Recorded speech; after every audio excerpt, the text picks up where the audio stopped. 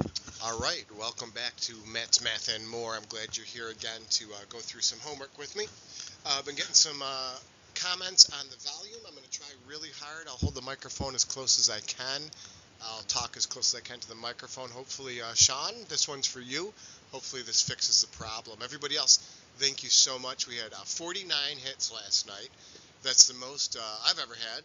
I want to try and break that 50 mark if we can. I don't think it should be too hard, even if I have to go on and watch it once myself. I'm going to do that. I want to break 50. And then maybe in the future we'll even break 100 if you send these videos, share my station with your friends and family, other states and everything. Lots of people use this math program, so see how far we can get. Anyway, today's homework is lesson 3-11. Not too hard.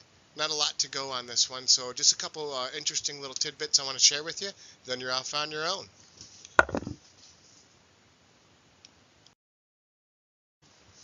Alright, so 311, switching gears a little bit, this one is asking you not only to solve these division problems, but it's asking you to write an equation. This is the one part that we need to take a look at. We need to make a couple little changes, and it's not really all that difficult really to make a change to this. Basically, we know this is going to be a division problem already because that's the unit we're in. However, we practiced mixed operations before, so you need to understand the word problems. Anyway, when we're writing an equation, we'll just always start with x equals.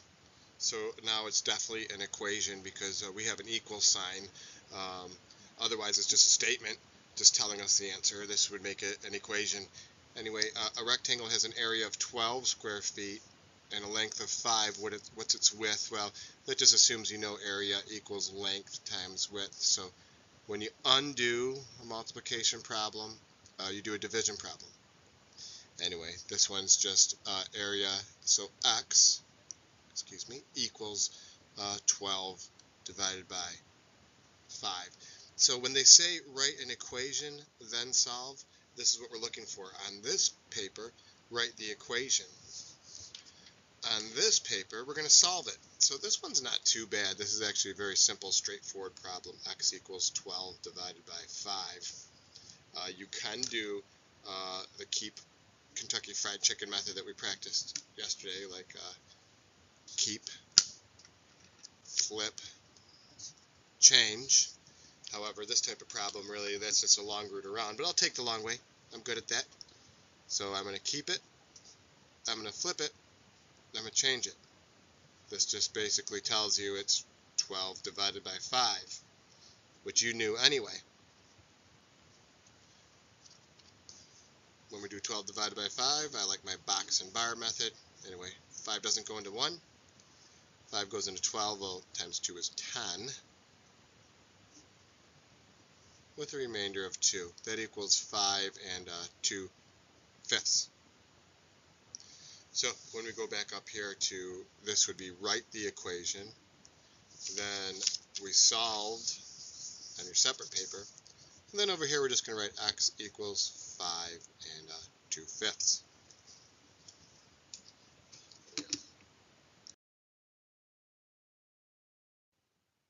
Oh my gosh, yes, I know I messed that up really bad.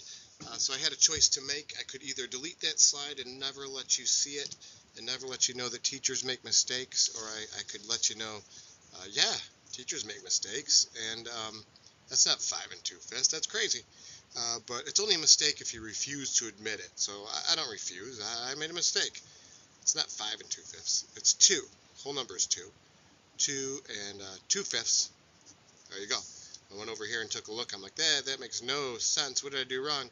Oh yeah, I made a mistake, what's the best thing to do? Correct it.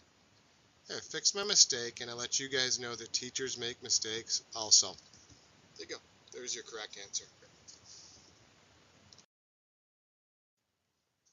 Okay, so the rest of these pretty straightforward. Just make sure you write your equation first, so I know I'm going to want an x equals.